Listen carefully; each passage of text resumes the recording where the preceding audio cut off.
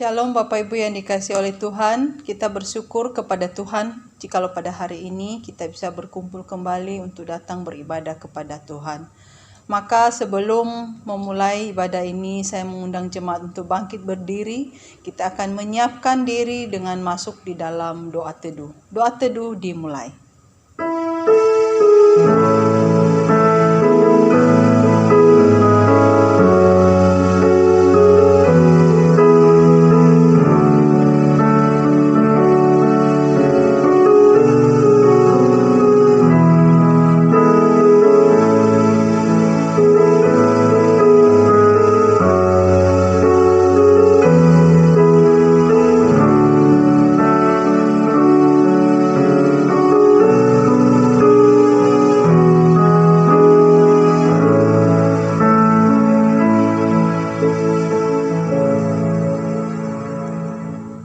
Pertolongan kita ialah dari Tuhan yang menjadikan langit dan bumi, dan yang telah memilih kita sebelum dunia dijadikan, supaya kita kudus dan tidak bercacat di hadapannya.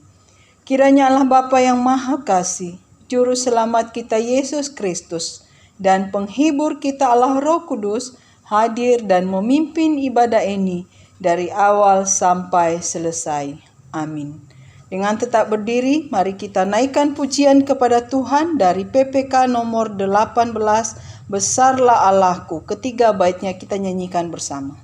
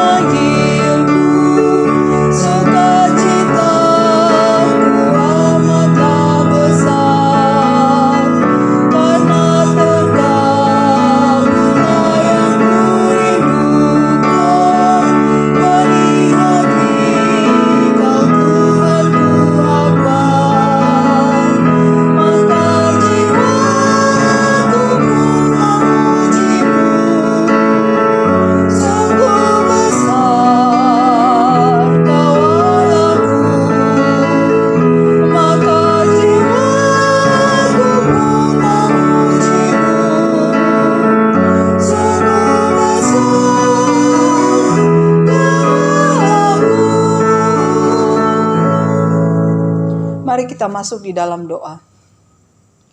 Terpujilah Engkau ya Bapa kami di surga, untuk segala cinta kasih-Mu yang tidak pernah berkesudahan di dalam hidup kami sampai detik ini. Kami boleh datang berbakti dalam kebaktian, dalam ibadah pada pagi hari ini, semua karena kemurahan Tuhan. Oleh sebab itu ya Tuhan, kami menyerahkan seluruh kehidupan kami yang sedang mengikuti ibadah ini, baik yang dari rumah maupun yang ada di tempat ini. Kiranya Tuhan boleh menolong kami, memberkati kami, sehingga kami sungguh-sungguh siap untuk memuji dan meninggikan Tuhan. Dan hati kami juga boleh siap untuk menjadi tempat yang subur bagi kebenaran-kebenaran firman-Mu. Kiranya Tuhan boleh bertata dalam ibadah kami pada pagi hari ini, dan semua yang melayani Tuhan juga memberkati. Terpujilah nama-Mu Bapa, di dalam nama Tuhan Yesus kami berdoa dan berserah diri. Amin. Jemaat, kami persilahkan duduk kembali. Yang menjadi ayat emas kita dalam ibadah pada pagi hari ini terambil dari Amsal pasal 1 ayat yang ke-7. Amsal pasal 1 ayat yang ke-7. Demikian bunyi firman Tuhan. Takut akan Tuhan adalah permulaan pengetahuan, tetapi orang bodoh menghina hikmat dan didikan. Sekali lagi, takut akan Tuhan adalah permulaan pengetahuan, tetapi orang bodoh menghina hikmat dan didikan.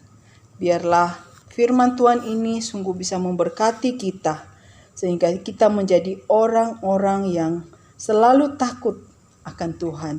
Sehingga ketika diperhadapkan dalam mengambil keputusan apapun, menghadapi apapun, kita boleh menjadi orang-orang yang mengambil pilihan yang berkenan di hadapan Tuhan. Amin, itu kebenaran firman Tuhan. Kita akan mengingat kembali untuk ayat hafalan kita tahun ini dari Mazmur 73 ayat 23 sampai 24. Demikian bunyi firman Tuhan.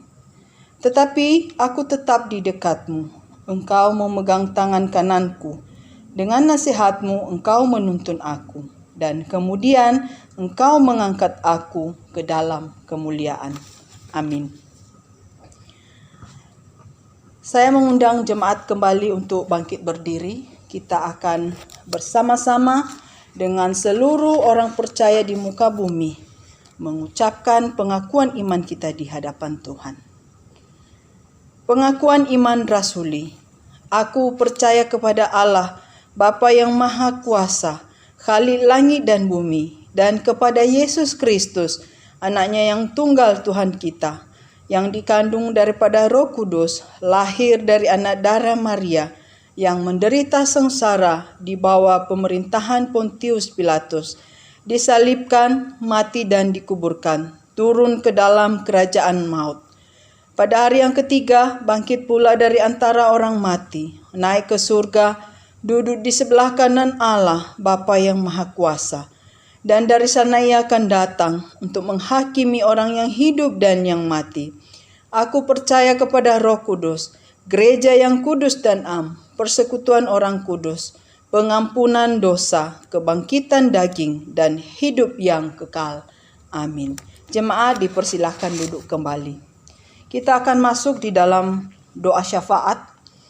Adapun yang kita doakan dalam ibadah pada pagi hari ini, yang pertama kita mendoakan untuk libur hari raya Idul Fitri ini. Kiranya Tuhan boleh menolong seluruh masyarakat agar bisa mematuhi aturan-aturan yang sudah diberikan oleh pemerintah, terlebih khusus dalam upaya untuk mencegah penyebaran COVID-19. Sehingga dengan pengendalian diri ini, maka Indonesia ini bisa mengatasi pandemi yang sedang terjadi. Kemudian kita doakan untuk jemaat yang sakit, siapapun yang kita ingat, kiranya Tuhan juga boleh berbelas kasihan. Dan kita doakan untuk persiapan anak-anak sekolah yang akan belajar tatap muka, yang rencananya akan dimulai semester yang baru. Kiranya Tuhan boleh menolong juga pemerintah dan instansi yang terkait supaya mereka juga boleh mempersiapkan ini dengan baik. Mari kita berdoa bersama-sama dengan ketiga pokok doa ini. Bapa di dalam surga, saat ini kami datang kepadamu membawa setiap doa-doa kami. Kami mendoakan Tuhan secara khusus menjelang hari libur saudara-saudara kami yang Muslim. Ada banyak hal yang diberikan oleh pemerintah untuk mencegah penyebaran virus yang sedang melanda negeri kami, bahkan seluruh dunia. Tuhan, tolong kami, seluruh masyarakat di pelosok Indonesia, agar kami benar-benar taat dan patuh terhadap aturan pemerintah ini, sehingga membantu situasi yang sedang terjadi ini juga bisa teratasi dengan baik, dan juga memutus rantai COVID-19 ini untuk semakin menyebar dan membuat banyak korban yang jatuh.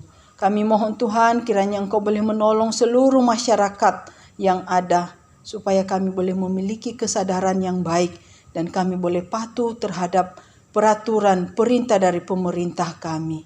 Dan kami juga doakan Tuhan untuk aparat keamanan yang telah diturunkan ke wilayah-wilayah untuk penyekatan jalur mudik. Kiranya Tuhan boleh menolong dan memberkati mereka. Juga ya Tuhan, kami mendoakan untuk jemaat-jemaat-Mu yang dalam keadaan sakit, siapapun mereka saat ini. Kiranya Tuhan boleh berbelas kasihan dan kuatkan iman mereka agar mereka tidak putus pengharapan.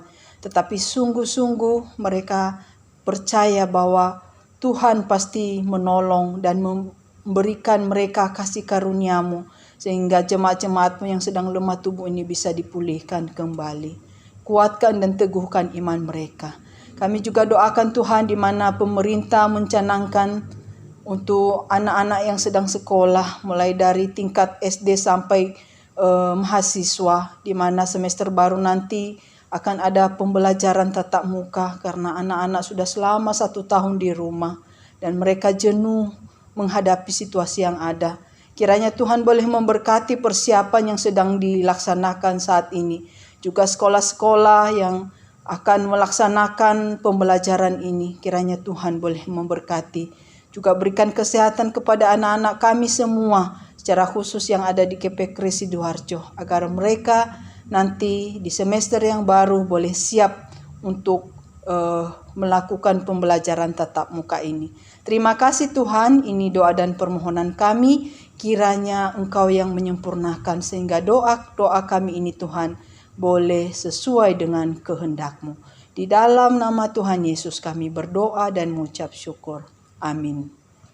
Jemaat yang dikasihi oleh Tuhan, kita akan mempersiapkan hati untuk mendengarkan firman Tuhan. Namun sebelumnya kita akan menaikkan pujian dari PPK nomor 186. Ke tempat yang tertinggilah.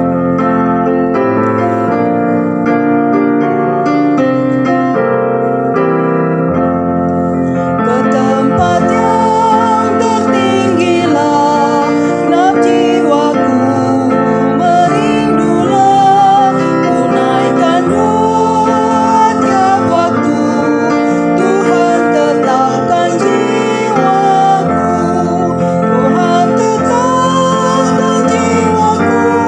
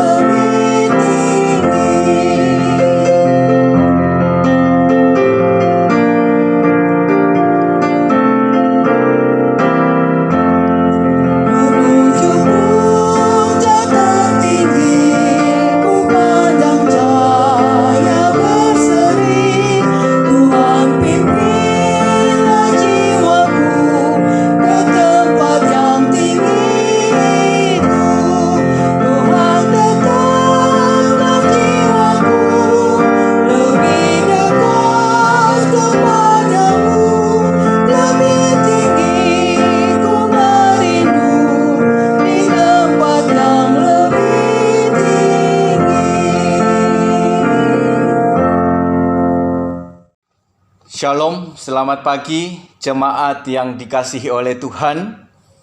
Pada pagi hari ini, sebelum kita mendengarkan firman Tuhan, saya minta kepada kita semua, mari kita merendahkan diri terlebih dahulu di hadapan Tuhan. Kita memohon pertolongan Allah Roh Kudus di dalam doa. Mari kita berdoa. Ya Bapa, ya Tuhan kami mengucap syukur kepadamu karena segala berkat dan anugerah Tuhan senantiasa dilimpahkan kepada kami anak-anak-Mu dalam berbagai keadaan apapun. Karena itu Tuhan, tolong kami agar dalam kondisi yang demikian hati kami tidak menjadi tawar, tetapi justru iman kami semakin diteguhkan, di mana kami akan semakin hari semakin hidup takut akan Tuhan.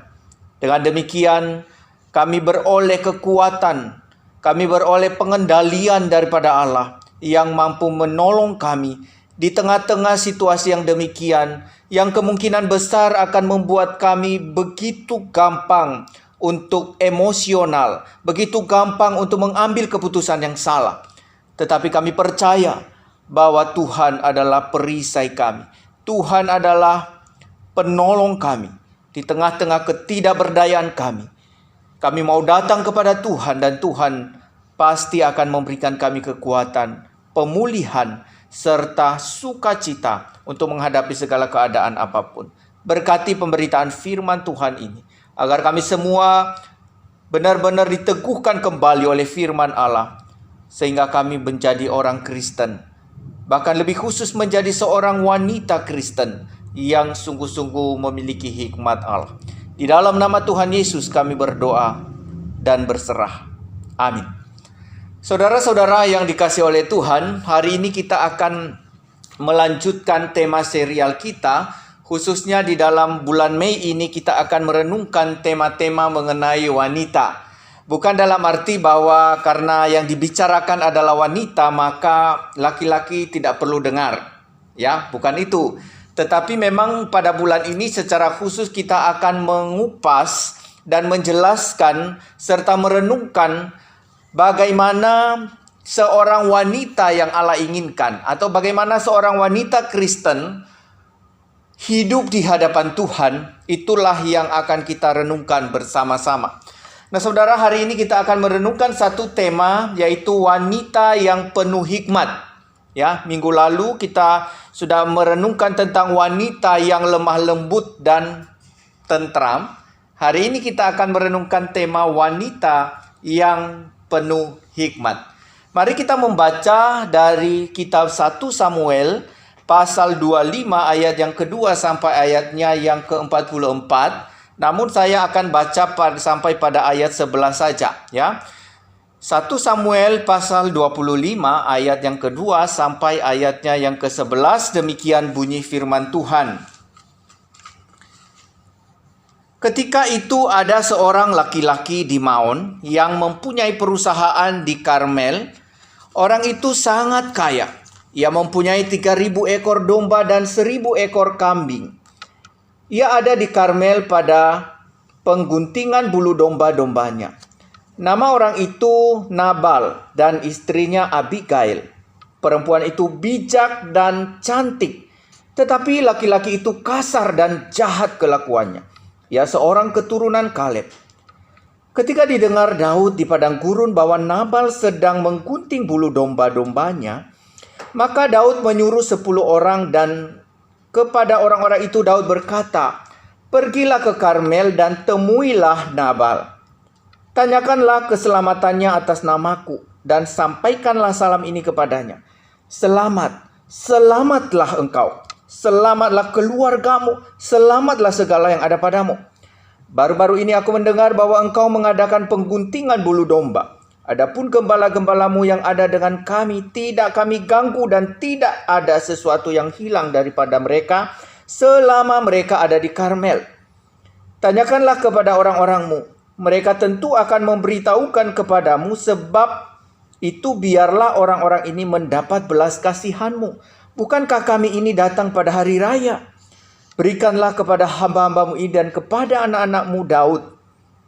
Kepada anakmu Daud apa yang ada padamu." Ketika orang-orang Daud sampai ke sana, berkatalah mereka kepada Nabal atas nama Daud, tepat seperti yang dikatakan kepada mereka. Kemudian mereka menanti. Tetapi Nabal menjawab anak buah Daud itu, katanya, "Siapakah Daud? Siapakah anak Isai itu? Pada waktu sekarang ini ada banyak hamba-hamba yang lari dari tuannya. Masakan aku mengambil rotiku, air minumku dan hewan bantaian yang kubantai bagi orang-orang pengguntinganku itu untuk memberikannya kepada orang-orang yang aku tidak tahu dari mana mereka datang." Demikian untuk pembacaan firman Tuhan, saudara-saudara yang dikasihi oleh Tuhan. Mungkin kita masih ingat, saudara-saudara, beberapa waktu yang lalu di mana ada seorang perawat di salah satu rumah sakit yang dipukul oleh ayah daripada seorang gadis yang dirawat di rumah sakit itu. Hal ini terjadi, dikatakan bahwa ketika pasien yang masih kecil ini akan keluar dari rumah sakit, ya, setelah dinyatakan keluar karena sudah sehat. Kemudian saat perawat ini membuka infus daripada atau jarum suntik daripada anak tersebut, dikatakan keluar darah, entah seperti apa, ya. Tapi yang jelas bahwa waktu anak itu dibawa keluar oleh ibunya, dikatakan darahnya keluar dari bekas jarum. Nah, tentu ini opsional ya Bapak Ibu. Kadang-kadang memang habis selesai jarum dibuka itu memang darah keluar, tetapi tidak tahu seperti apa. Akhirnya berita keluarnya darah ini oleh ibu daripada anak atau pasien ini disampaikan kepada suaminya. Dan mendengar hal itu, suaminya menjadi marah sekali dan akhirnya perawat itu dipukul oleh dia dan akhirnya berhadapan dengan yang berwajib atau berhadapan dengan hukum akibat untuk mempertanggungjawabkan perbuatannya. Nah, saudara-saudara yang dikasihi oleh Tuhan, tentu ini menurut saya bahwa menjadi gambaran dari seorang ibu, dari seorang istri yang tidak berhikmat atau kurang berhikmat, sehingga justru bukan hal yang baik yang akan dia bawa di dalam keluarganya, tetapi justru hal yang buruk. Penyampaian yang kurang berhikmat, penyampaian yang tidak tepat waktu tentu akan membawa seseorang ke dalam celaka. Dan inilah yang terjadi kepada suaminya. Akhirnya harus berhadapan dengan pihak berwajib, berhadapan dengan hukum untuk mempertanggungjawabkan perbuatannya. Nah, saudara-saudara yang dikasihi oleh Tuhan, hari ini kita merenungkan tentang wanita yang penuh hikmat. Mari kita melihat sejenak apa itu hikmat, gitu ya. Apa itu hikmat? Nah, saudara-saudara, dikatakan bahwa hikmat itu berarti pengertian, ya. Kita bisa baca di dalam Ayub pasal 39 atau ayat 17, ya. Hikmat itu adalah atau berarti pengertian, atau juga hikmat itu berarti bijaksana. Nah, saudara-saudara, hikmat ini bukan bicara soal pengetahuan secara teoritis, ya, atau yang sering kita dengar dalam istilah IQ, ya. Tetapi hikmat itu justru lebih bersifat praktis, ya. Tidak hanya sekedar teori, tetapi hikmat itu lebih bersifat praktis di dalam seseorang mengambil keputusan atau untuk mencapai tujuan tertentu. Jadi saudara-saudara, hikmat ini kalau kita bisa artikan bahwa bukan hanya sekedar kemampuan berpikir yang lahir daripada IQ atau kepintaran seseorang, tetapi justru sangat berkaitan dengan kedewasaan seseorang itu serta pengalaman kehidupan yang ia lewati. Ada pahit, ada manis, dan berbagai pengalaman hidup membentuk dia menjadi seorang yang dewasa dan juga menjadi seorang yang siap, yang penuh hikmat di dalam mengambil keputusan sehingga keputusan itu benar-benar tepat. Nah, saudara-saudara, berarti hikmat ini lebih mengarah kepada sikap hati, ya. Sikap hati yang membuat seseorang begitu berpengertian, seseorang begitu bijaksana, Sehingga keputusan-keputusan yang diambil itu, saudara-saudara, melebihi orang-orang pintar yang tidak memiliki hikmat. Ya, jadi ini sungguh luar biasa ya. Ketika kita bicara hikmat berarti tidak bicara soal bagaimana pintar atau bagaimana tingginya IQ seseorang, tetapi bagaimana seseorang itu dewasa dan dalam mengambil keputusan selalu tepat, selalu bijak, selalu menyenangkan, selalu membawa hasil yang baik bagi orang-orang di sekitarnya, termasuk bagi dirinya sendiri. Maka ada satu istilah mengatakan, saudara-saudara, bahwa banyak orang pintar gagal, tetapi keberhasilan orang berhikmat itu besar. Sekali lagi, banyak orang pintar gagal, tetapi keberhasilan orang berhikmat itu besar. Nah, ini artinya bahwa hikmat itu benar-benar tidak bicara soal pintarnya seseorang, tetapi bagaimana dia dewasa, bagaimana dia dengan penuh pengertian dan bijaksana di dalam mengambil sebuah keputusan. Dan tentu ini, saudara-saudara, hikmat ini tidak bersumber dari manusia. Ya, hikmat yang demikian tentu bersumber dari Allah. Sehingga tadi di dalam Amsal pasal 1 ayat 7 dikatakan bahwa takut akan Tuhan adalah permulaan pengetahuan, tetapi orang bodoh menghina hikmat dan didikan. Jadi sumber daripada hikmat itu sebenarnya adalah takut akan Tuhan. Ketika seseorang takut akan Tuhan, dia memiliki pengetahuan tentang yang baik dan benar, yang akan membentuk dia menjadi seorang yang siap mengambil keputusan, siap mengerjakan sesuatu dan selalu tepat. Nah, minggu lalu tentu kita sudah bicara tentang bagaimana seorang yang lemah lembut, ya. Lemah lembut itu bukan lemah, bukan orang yang lemah, bukan orang santai, tidak, ya. Tetapi lemah lembut sudah dijelaskan minggu lalu bagaimana seseorang mengambil tindakan tepat pada waktunya, ya. Tidak terlalu terburu-buru dan juga tidak terlalu lambat, ya, tetapi tepat pada waktunya. Nah, saudara yang dikasihi oleh Tuhan, kalau kita baca di dalam Amsal misalnya, maka hikmat itu digambarkan sebagai wanita atau sebagai istri yang cakap. Seorang wanita yang hatinya murni, yang menghasilkan sifat-sifat surgawi dalam hatinya. Ya, jadi seseorang yang berhikmat itu atau hikmat itu sendiri digambarkan sebagai seorang istri yang cakap. Ya, kalau kita baca di dalam Amsal 30 ya, saudara-saudara, di situ kita akan menemukan bagaimana dijelaskan begitu rupa seorang wanita yang cakap, ya, seorang wanita yang berhikmat itu sama dengan seorang wanita yang cakap, saudara-saudara. Dan seorang wanita yang cakap ini memiliki atau menghasilkan sifat-sifat surgawi di dalam hatinya. Sifat-sifat surgawi seperti apa, Bapak Ibu? Kalau kita baca di dalam Yakobus 3 ayat 17 dikatakan bahwa ada 7 karakter ilahi di dalam diri seseorang yang dihasilkan sebagai akibat daripada hikmat di dalam hidupnya. Ya, di dalam Yakobus 3 ayat 17 dikatakan bahwa seorang yang memiliki hikmat Allah, dia akan disebut sebagai seorang yang murni. Ya, memiliki sifat yang murni, memiliki sifat yang pendamai, memiliki sifat yang ramah, bahkan menjadi seorang penurut. Yang berikut dikatakan penuh belas kasihan dan buah-buah yang baik. Dia adalah orang yang tidak memihak dan juga tidak munafik. Nah, saudara, semua ini adalah buah dari kehidupan, ya, yang penuh dengan hikmat, ya. Jadi orang yang penuh dengan hikmat tentu akan menghasilkan 7 karakter ilahi ini, yaitu murni, pendamai, peramah, penurut, penuh belas kasihan dan buah yang baik, tidak memihak dan tidak munafik.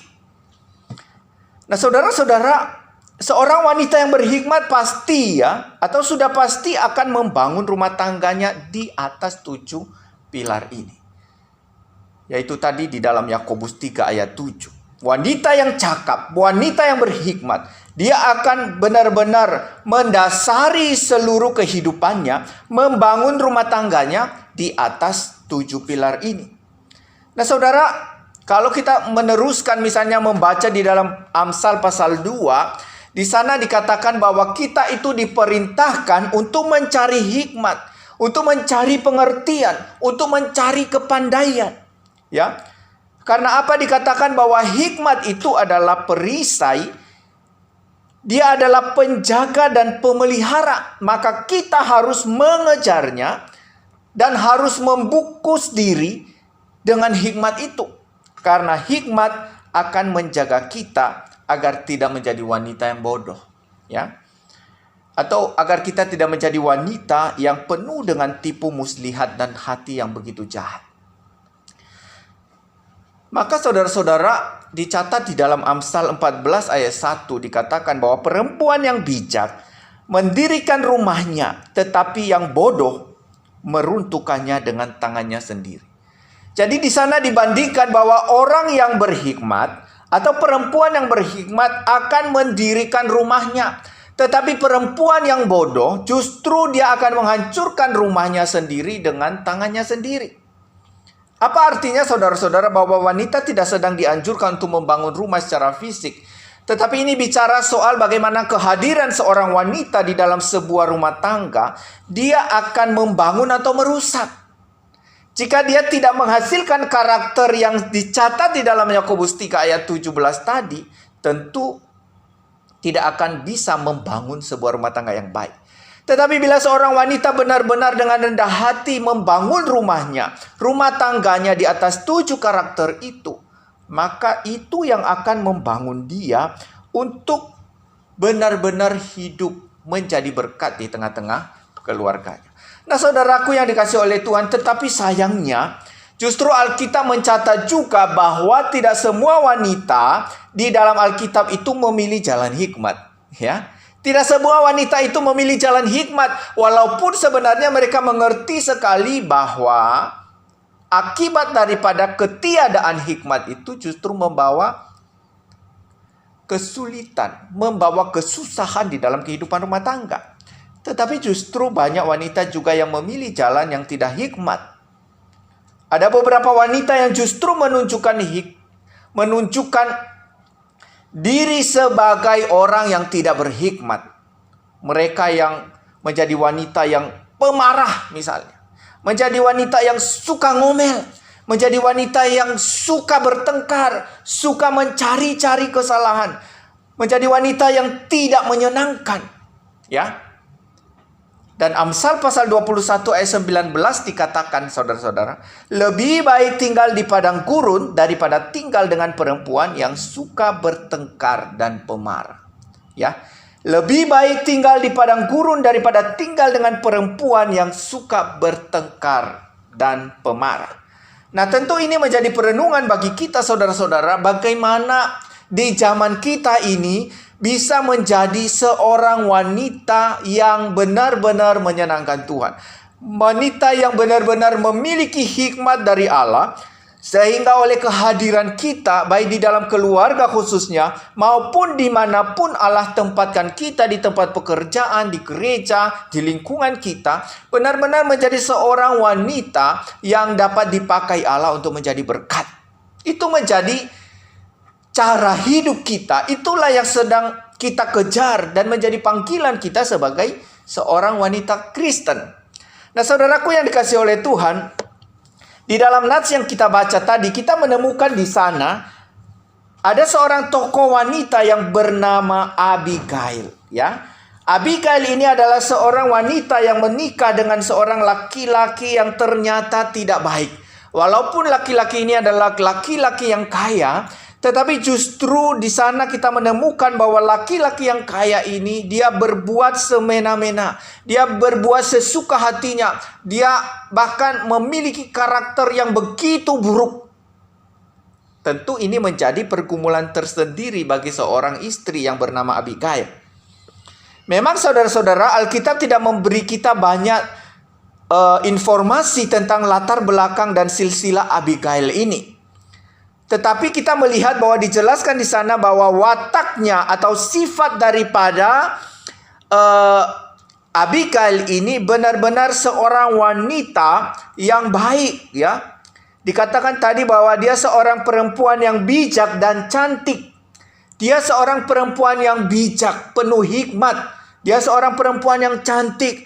Nah, hal ini memberikan informasi kepada kita bahwa jikalau seorang perempuan ini begitu baik dan begitu bijak, berarti dia seorang yang dilahirkan dan dididik di dalam jalan Tuhan, ya. Karena kita melihat bagaimana Tuhan menguasai hidupnya, sehingga Abigail ini benar-benar menjadi seorang istri yang takut akan Tuhan dan dapat menguasai hidupnya, menguasai sikapnya, menguasai perkataannya, sehingga dia tidak mengambil cara-cara hidup yang tidak benar kepada Tuhan. Kalau kita lihat bahwa di dalam nats yang kita baca ada 3 tokoh utama, yaitu Daud, kemudian Nabal, dan Abigail. Daud ini seorang yang sedang melarikan diri dari kejaran Saul. Dan mereka hidup di padang gurun, saudara-saudara. Mereka hidup di padang dan bersembunyi di sana.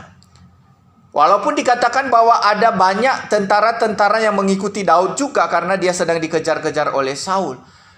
Tetapi saudara-saudara, kita melihat bahwa di dalam pelarian Daud tetap juga hidup takut akan Tuhan.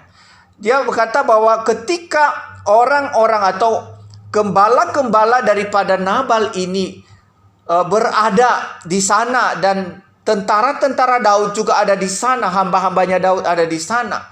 Tetapi mereka tidak sama sekali merugikan pegawai-pegawai Nabal ini. Tetapi di sini kita melihat bahwa ternyata Nabal itu adalah seorang yang begitu jahat, ya. Dia seorang laki-laki kaya tetapi begitu arogan, saudaraku. Dia tidak punya belas kasihan. Dia tidak punya kerinduan untuk bisa menunjukkan kasih kepada orang. Nah, kalau kita melihat tadi di sana bahwa Daud ketika mendengar bahwa Nabal sedang ada di Karmel dalam rangka pengguntingan bulu domba, maka Daud menyuruh bawahannya untuk bisa meminta berkat kepada Nabal, meminta makanan kepada dia. Karena pada waktu itu saudara-saudara, kalau musim pengguntingan bulu domba itu sudah menjadi budaya bahwa mereka akan berpesta dan mereka akan membagi-bagi berkat.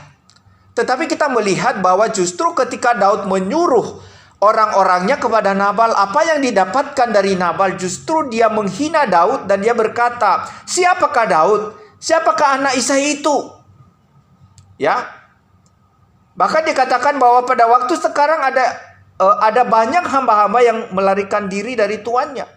Masakah aku mengambil roti dan juga mengambil hewan bantaian yang ada padaku dan memberikannya kepada orang-orang yang aku tidak kenal, dari mana datang? Saudaraku, tentu ini bagi Daud ya sangat menyakitkan. Pegawai-pegawai Nabal ini sangat mengenal siapa Daud. Mereka benar-benar aman ketika ada Daud di sana. Tetapi perlakuan Nabal kepada Daud itu justru membangkitkan amarah daripada Daud, sehingga Daud mengambil keputusan untuk membunuh Nabal dan seisi rumahnya. Wow, ini ada sebuah persoalan. Dan persoalan ini sedang diperhadapkan kepada seorang perempuan yang bernama Abigail, saudara-saudara. Bayangkan, Abigail tidak hanya menghadapi persoalan karena ada permusuhan antara Daud, ancaman Daud terhadap Nabal. Tetapi saya kira sejak dia menikah dengan Nabal, dia sudah diperlakukan begitu kasar dengan melihat cara hidup daripada suaminya. Ini menjadi penderitaan tersendiri bagi seorang Abigail. Kemudian ditambah dengan ancaman dari Daud. Ini menjadi pergumulan tersendiri kepada dia. Tetapi kita melihat di sana bahwa oleh hikmat Allah lah, Abigail ini benar-benar bisa berdiri kokoh di tengah-tengah peristiwa yang dia alami. Ya, walaupun dia terikat dengan sebuah pernikahan yang tidak sehat, ya, tetapi justru saudara-saudara, dia tidak pernah menyerah, dia tidak pernah mengeluh, dia tidak pernah menyesali pernikahan itu, tetapi dia hadapi dengan hati yang begitu tegar.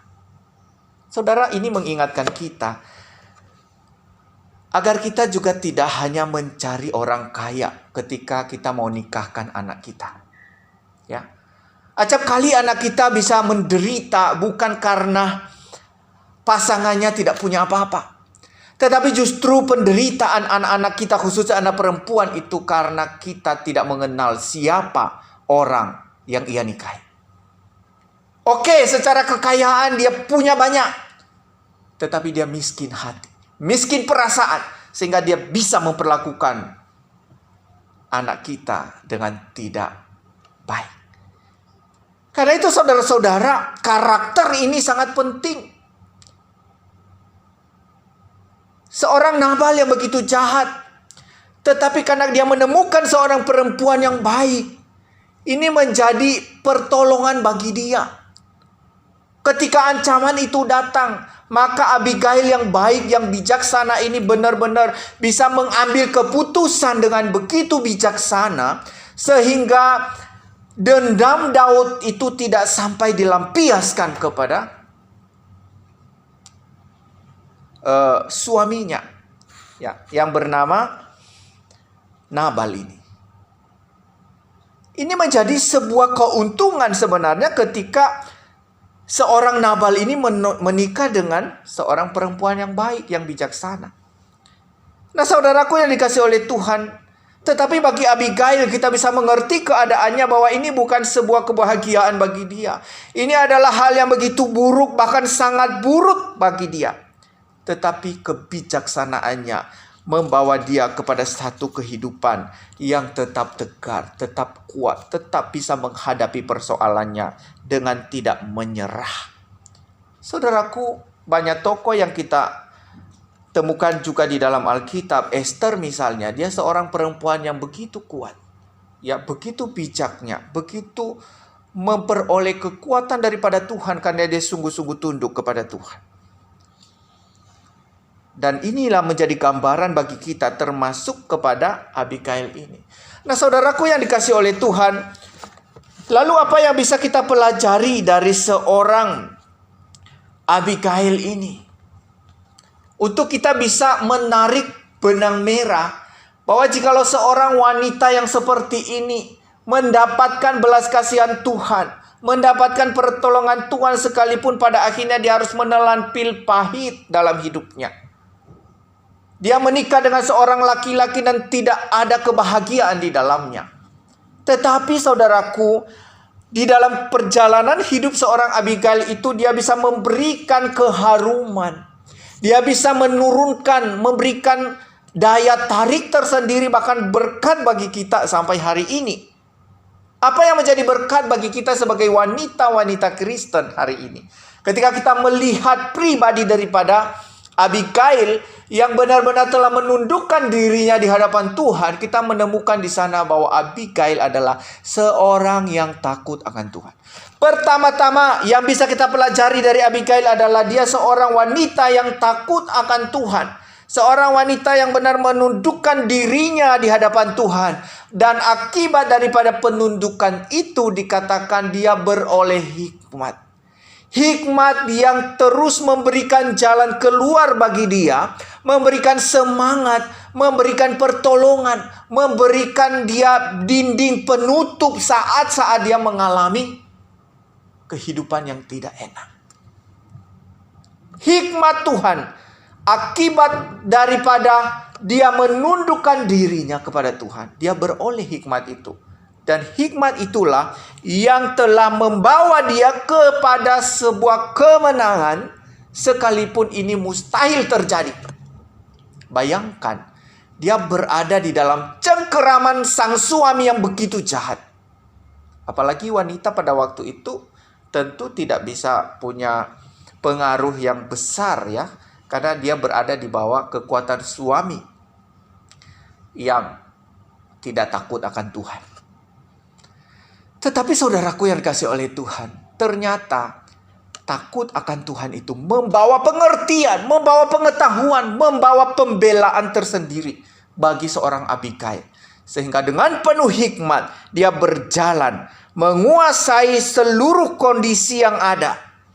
Kondisi yang ada justru benar-benar dia bisa taklukkan Dan kondisi itu tidak bisa melumpuhkan dia sebagai seorang perempuan. Tetapi dia sungguh menjadi seorang wanita yang penuh hikmat. Penuh hikmat ini kita bisa tahu tadi bagaimana dia mengambil keputusan.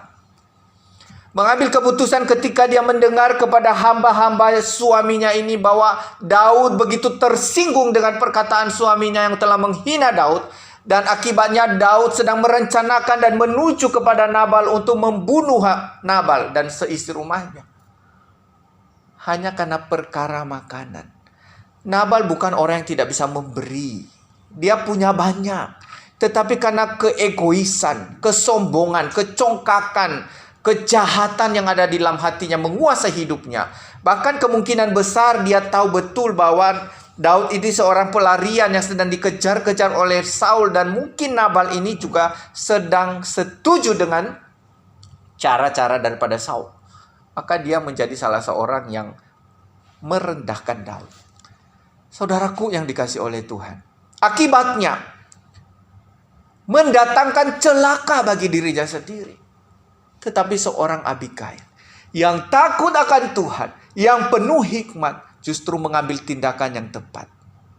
Dia segera menyiapkan apa yang menjadi kebutuhan yang sedang diminta oleh Daud. Dan dia datang membawa hamba-hambanya untuk datang kepada Daud dan memohon maaf atas nama suaminya. Saudaraku, ini tidak gampang. Harusnya Abigail berpikir bahwa biar saja. Kalau Daud membunuh Nabal, biar saja. Dia mati lebih cepat, lebih baik gitu ya. Itu kalau seorang perempuan yang jahat ya. Tetapi seorang perempuan yang bijak, yaitu seorang Abigail ini benar-benar mengambil tindakan yang tepat. Walaupun ini penuh resiko, ada dua kemungkinan. Daud bisa menerima permintaan maaf atau Daud bisa bunuh dia pada waktu itu. Tetapi karena hikmat Allah mendorong dia untuk mengambil sikap yang tepat. Dan oleh hikmat Allah pula, sikap itu membawa dia kepada keberhasilan, membawa dia kepada kemenangan, melindungi dia, memimpin hidupnya. Saudaraku yang dikasihi oleh Tuhan, ini begitu penting bagi kita. Bagaimana seorang wanita Kristen harus bisa menundukkan dirinya di bawah kehendak Tuhan. Takut akan Tuhan adalah sumber dari segala hikmat. Maka seorang perempuan harus pertama-tama dia takut akan Tuhan. Adakah saudara-saudara semua yang ada di tempat ini telah memilih jalan takut akan Tuhan? Atau justru kita menjadi seorang wanita yang suka merongrong, suka meledak-ledak, ya, suka tidak terkontrol, tidak terkendali di dalam emosional? Saudaraku, ini penting. Mari kita memeriksa diri kita. Adakah temperamen kita selama ini dipengaruhi oleh diri kita yang berdosa? Atau justru temperamen kita benar-benar dikendalikan oleh hikmat Allah? Kalau ini yang terjadi, maka bisa menyelamatkan hidup banyak orang, terutama keluarga kita. Dan akibatnya kita melihat bahwa ketika dia bertindak dengan segala hikmat Tuhan, maka dia menjauhkan celaka atas suaminya dan keluarganya, serta menjauhkan celaka kepada Daud akibat dosa menumpahkan darah. Inilah akibat daripada hikmat Tuhan, menyelamatkan orang dari tindakan-tindakan yang tidak dikehendaki oleh Allah. Jadi saudaraku, wanita yang berhasil menjadi seorang pemenang sebenarnya dan bisa melindungi anggota keluarganya serta orang-orang di sekitarnya kalau dia menjadi seorang wanita yang takut akan Tuhan. Dia benar-benar mengikatkan hidupnya sepenuhnya kepada Tuhan dan akibatnya dia menjadi seorang penyelamat bagi orang di sekitarnya. Sikap yang kedua yang kita bisa pelajari saudara-saudara adalah sikap rendah hati. Saudaraku, istri seorang pemimpin perusahaan biasanya tidak segampang ini minta maaf kepada orang, apalagi kepada orang yang sedang dalam pelarian. Siapakah Daud? Bisa saja Abigail juga berkata seperti suaminya, siapakah dia Daud itu? Siapakah dia anak Isai itu? Aku tidak kenal. Aku tidak akan memberi apa-apa. Bisa saja dia terbawa dengan arogansi daripada suaminya. Tetapi kita melihat saudara-saudara, justru Abigail ini menjadi seorang yang rendah hati. Dia memiliki kerendahan hati. Dan dikatakan bahwa Abigail itu sungguh-sungguh bertekad untuk menghasilkan yang terbaik dari situasi yang sangat buruk. Ya. Apa sih yang dialami oleh Abigail? Benar-benar buruk. Tetapi di tengah-tengah keburukan itu, dia mengambil satu tekad, satu keputusan yang terbaik di antara yang buruk. Ya. Yaitu mengambil tindakan untuk datang kepada Daud. Walaupun itu kita melihat bahwa penuh resiko. Di tengah-tengah situasi dia tidak menjadi seorang wanita yang cemberut. Dia tidak menjadi seorang wanita yang putus asa. Mungkin dia berkata, kalau Daud mau bunuh ya silakan aja, daripada aku hidup dengan pernikahan yang seperti ini. Abigail tidak seperti itu. Tetapi dia sesegera mungkin mengambil tindakan yang tepat oleh pimpinan Tuhan. Dan akibatnya berhasil. Dia benar-benar merendahkan hati di hadapan Tuhan. Merendahkan hidupnya. Merendahkan diri di hadapan Daud yang sedang datang untuk membunuh suaminya dan meminta maaf kepadanya atas nama suaminya. Dan ini menjadi sebuah keputusan yang top. Saudaraku, maukah kita menjadi seorang perempuan yang top? Itu hanya bisa dihasilkan kalau kita ada kerendahan hati. Tidak selalu menanggapi sesuatu itu dengan emosional. Tetapi kerendahan hati itu justru membawa kita kepada kemenangan yang besar. Kemenangan yang luar biasa. Saudara, sayangnya di zaman ini, bahkan di sepanjang zaman tentunya ya, banyak wanita yang berada di dalam kondisi perkawinan yang tidak ideal, tetapi tidak memiliki kerendahan hati. Siapa sih yang tidak pernah bertengkar dalam sebuah keluarga? Siapa sih yang tidak pernah cekcok di dalam perjalanan pernikahan? Siapa sih di antara kita yang tidak pernah cekcok di dalam sebuah perkumpulan, persekutuan dan berbagai hal? Tetapi seorang wanita mestinya harus belajar merendahkan hatinya di hadapan Tuhan. Menjadi seorang rendah hati itu tidak berarti kalah. Tetapi ini menjadi sikap hidup seorang anak Tuhan. Kita belajar daripada Yesus Kristus yang telah merendahkan dirinya. Tidak hanya menderita tetapi sampai mati bagi kita. Ini benar-benar penghinaan yang hampir disamakan dengan seorang yang penjahat kelas kakap. Tetapi kerendahan hati itu membawa kemenangan.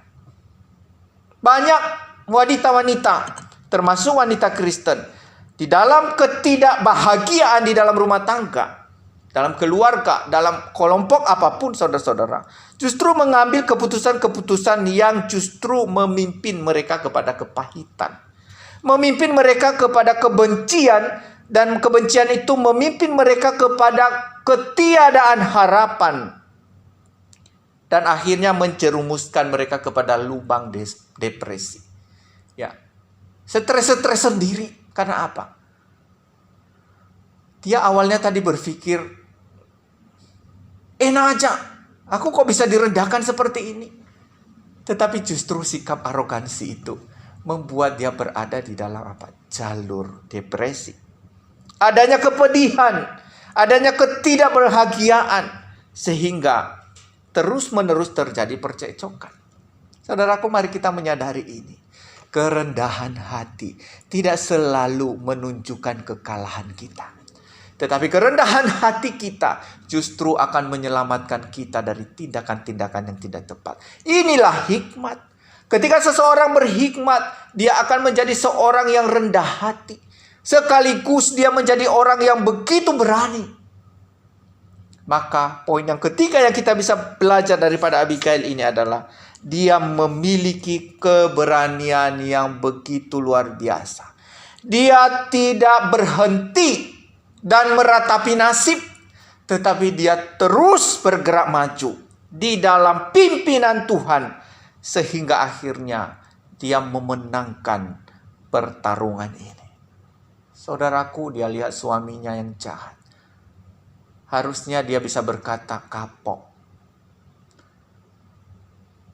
Tetapi seorang Abigail yang telah dibentuk oleh Tuhan dan telah merelakan dirinya dalam pembentukan Tuhan yang demikian, menjadi seorang yang berani dan terus menerus maju, bergerak di dalam hikmat Allah, sehingga akibatnya terjadi kedamaian. Walaupun pada akhirnya berita yang dia sampaikan kepada suaminya, di mana Daud yang tadinya akan membunuh dia karena kemarahan di dalam hati Daud, tetapi akhirnya tidak jadi. Tetapi berita itu justru memperburuk suaminya. Akhirnya suaminya dikatakan 10 hari kemudian dia meninggal. Tentu saja saudara-saudara, kita tidak bisa katakan bahwa berita itu yang membunuh suaminya, tidak ya. Tetapi inilah akibat daripada kehidupan yang jahat. Tuhan bisa bertindak dengan caranya. Dalam penderitaan, dalam tekanan, Abigail tidak mengambil bagian untuk menambah dosanya, untuk bertindak salah kepada suaminya. Tetapi kita melihat, saudaraku yang dikasihi oleh Tuhan, bahwa justru di tengah-tengah kerendahan hati, di tengah-tengah peristiwa yang dialami itu, dia tidak mengambil cara hidup yang salah. Tetapi Abigail menyerahkan semua kepada Tuhan, dan kita melihat akhirnya dengan tindakan-tindakan yang tepat di bawah pimpinan Tuhan, Abigail ini mendapat tuntunan yang luar biasa.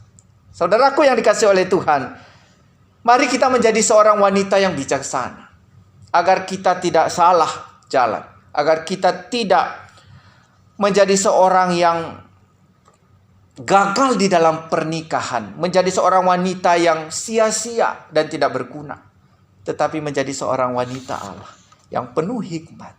Karena tindakan-tindakan kita tundukkan di bawah pimpinan Tuhan, dan Tuhan menolong kita mencapai seluruh keinginan itu di dalam berkat Tuhan. Maukah kita menjadi seorang wanita yang penuh hikmat? Takutlah akan Tuhan. Mari kita berdoa. Bapa di surga, terima kasih kami telah mendengarkan firman Tuhan. Pimpinlah kami untuk menjadi seorang yang rendah hati dan taat serta takut akan Tuhan.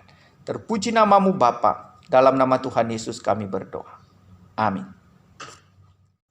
Puji Tuhan, kita sudah mendengarkan firman yang disampaikan oleh hambanya. Kiranya Roh Kudus boleh menolong kita untuk bisa melakukannya dalam kehidupan kita sehari-hari. Kita naikkan kembali pujian dari PPK nomor 177, Pujihu, dan kita sambil akan mengumpulkan persembahan.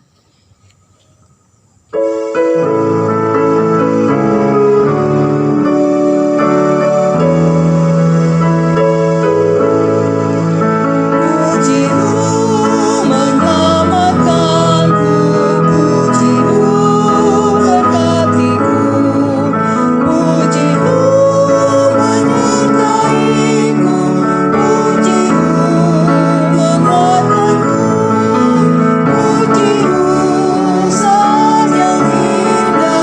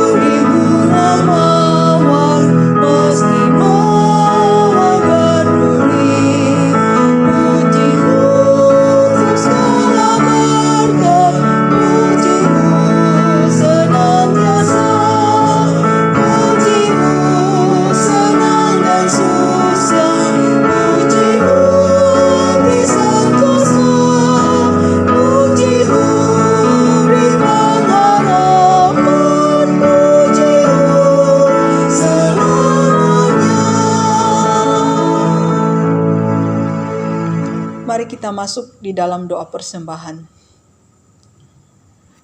Terima kasih Tuhan, jikalau Engkau selalu memberkati kami sampai hari ini. Maka sebagian dari berkat-Mu saat ini Tuhan kami telah kumpulkan. Kiranya Tuhan boleh memberkati, menguduskan, sehingga persembahan ini boleh dipakai untuk pekerjaan Tuhan, khususnya di GP Kris Sidoarjo. Terima kasih Tuhan, terpujilah nama-Mu. Dalam nama Tuhan Yesus kami bersyukur dan berdoa. Amin.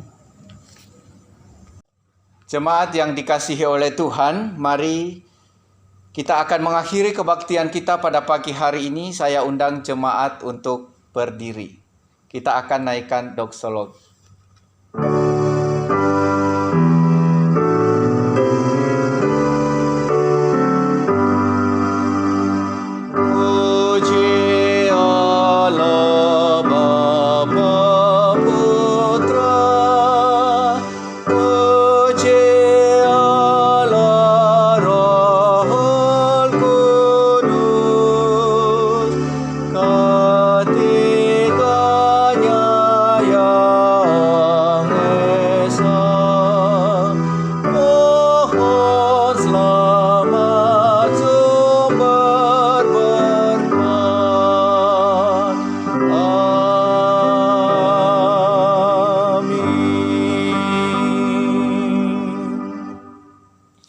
Saudara-saudara yang dikasihi oleh Tuhan, arahkanlah hatimu kepada Tuhan dan terima berkat Tuhan. Tuhan memberkati engkau dan melindungi engkau. Tuhan menyinari engkau dengan wajah-Nya dan memberi engkau kasih karunia. Tuhan menghadapkan wajah-Nya kepadamu dan memberi engkau damai sejahtera. Amin.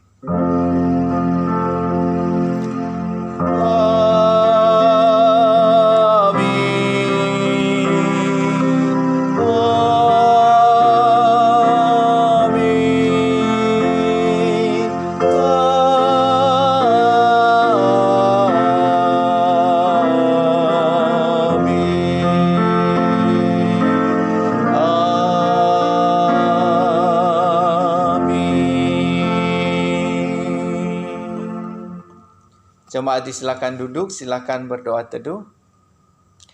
Kebaktian kita pada pagi hari ini telah selesai. Selamat hari Minggu, Tuhan Yesus memberkati.